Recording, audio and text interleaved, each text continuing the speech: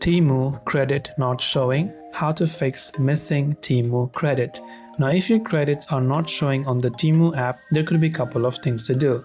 The first is to try to log out and log in back to our account. So from our home page, we can go to the U tab from the bottom right, then tap on the settings icon from the top right hand side, and from the bottom we can tap on sign out and tap on sign out here. And once I basically sign out, what I can do is I can also try to sign in to see if that helps me solve my problem.